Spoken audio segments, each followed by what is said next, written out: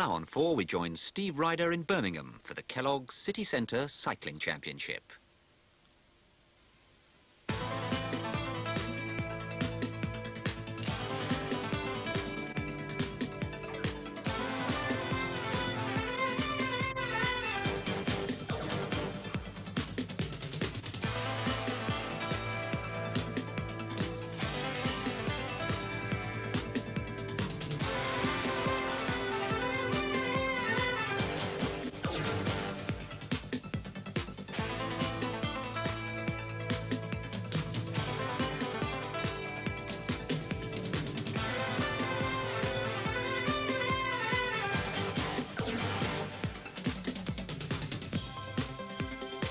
Good evening from Birmingham, round 5 of the Kellogg's City Centre Cycling Championship. A bright but a very chilly evening, but we've got a race in prospect which is bound to warm up this very large Birmingham crowd. It's a tough course, and certainly the climb up Temple Street is just about the hardest that the riders will face in the whole series. Well, let's meet some of those riders here on the start line. First of all, we've got Ian Banbury, who this weekend won the National 5,000 metre pursuit title. Alongside him, Danny Clark, winner last week in Cardiff, and he's followed that up with victory also in the Halfords Golden Mile. And also Neil Stevens, a very brave second last week in Cardiff after a really frightening crash. Neil, remind us exactly what happened there. Well, Danny was just coming out of the bunch, and I lost a bit of concentration. I was looking back at he was coming up, and my front wheel slipped out on the corner and I just couldn't hold it. Any after effects from that? Yeah, I've hurt my ribs a little bit, and I find it a bit hard to breathe, but everything else is all right. I'm hoping to go well here tonight. You'll be giving it a good go tonight, I'm sure. Phil Thomas is the championship leader. He took over the yellow jersey last week from Malcolm Elliott, the man alongside him here. But things are so tight in the race for the championship that the man who's taken over second place is Steve Jockin here, the British professional road race champion. Right, the king of the sprints competition, the leader here is the Australian Alan Piper, leading by 4 points from Steve Fleetwood alongside him. And really, the king of the sprints title lies between these two riders. And finally, let's welcome one of the great stars of world cycling here, the Australian Phil Anderson. And you may remember that last year here at Birmingham, Phil Anderson lapped the entire field, and it surely was one of the most astonishing pieces of riding in the series. And so the massive figure now of Phil Anderson going clear of the field here in the centre of Birmingham. Tailing him at the moment, Alan Piper of Australia. Well, Anderson has gone clear now. He's left Piper well behind. Now, can Anderson do the impossible? Can he become the first rider in this championship series to lap the field? This enormous crowd here in Birmingham watching the big figure now in the green jersey of Phil Anderson, powering away the field led by Piper. And there's Anderson in the background. Anderson has come right around the centre here. Phil Anderson is going to lap the field. What a magnificent performance by the rider from Australia. Phil Anderson has lapped the field here in Birmingham. Phil Anderson, a really marvellous ride. Exactly how tough was that? Well, it was a difficult race. I was trying to win the overall, but I was only a few points behind. But the only way I could win was to get 2 points ahead of Phil Thomas. But anyway, winning the stage was it was difficult, but it was a tremendous thrill to me.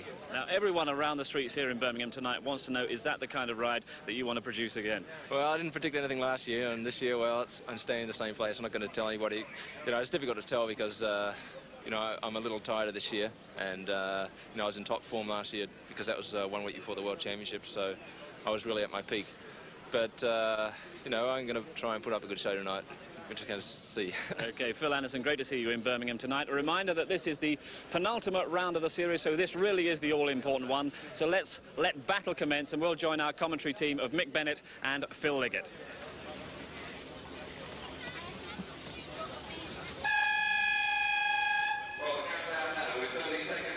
So there is the lineup in the city centre of Birmingham. Phil Thomas in the bright leader's yellow jersey, as he was here a year ago.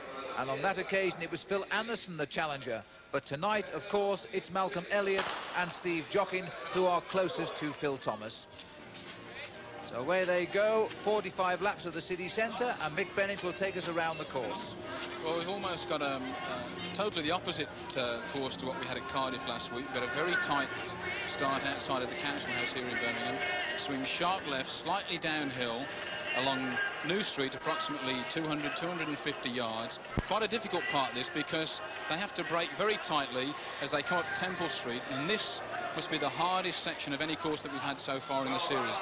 Very bumpy, very narrow, and quite a hard climb after 45 laps of racing, which will be the distance tonight. The riders will be out the saddle, perhaps all the way up here to keep the gear rolling round. Then they have a very tight left and a very sharp right again into Temple Row West. This again will be hard because they'll be recovering from the climb there, going a lot faster than what they think they'll be going. As they swing sharp left into this 250, 200-yard finishing straight along Colmore Row, again slightly downhill and dips just towards they come to the finish line, as we can see on the camera now. And so the battle has begun, and Steve Jockin is on the front. The British National Road Racing Champion completes the first lap, and the yellow jersey of Phil Thomas is right behind Steve Jockin. So Thomas determined to now keep this yellow jersey through to the end next week in Glasgow. Just 2 races left for him now. He won the series last year, of course. And his challenge, we would expect to come once more from Malcolm Elliott. Just to remind you of the overall situation at the moment. After 4 events so far, Thomas is the overall leader with 24 points. Steve Jockin from the Isle of Man in 2nd place with 22. Malcolm Elliott with 3rd place with 19. So it's a very close affair at the top, and Steve Jockin really has a chance now of stealing this, and the Modusol team will be seen in the action tonight, I think, in defence of Steve Jockin.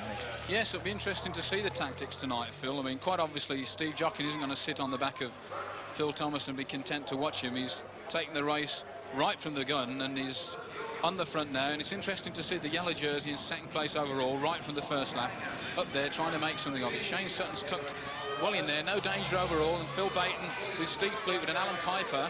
Steve Fleetwood's got to keep his eye on Alan Piper, who's leading the points jersey for this first sprint at least. The whole field winding its way round. Going down now into New Street. Alan Piper on the front. Alan Piper had terrible bad luck a week ago. He wasn't able to come here, and he missed the drenching everybody received at Cardiff because the flight he was due to take was in fact cancelled at the last minute, and he had to sit at Brussels Airport. So Alan Piper, a very lucky man indeed, I think, to still be wearing that green jersey as leader of the King of the Sprints tonight, because good progress was made throughout by Steve Fleetwood last week, and in fact Fleetwood is now only 4 points behind Piper in that competition. So Piper in 1st place, knows this circuit extremely well. He was with Phil Anderson here a year ago, but Anderson left him behind to go and lap the field alone. So Piper on the front, Shane Sutton watching the action over his shoulder there. Stephen Roach also here on the far right now behind Steve Jockin. So there's quite a number of riders, it seems, Mick, now coming back into the action after that terrible day in Cardiff last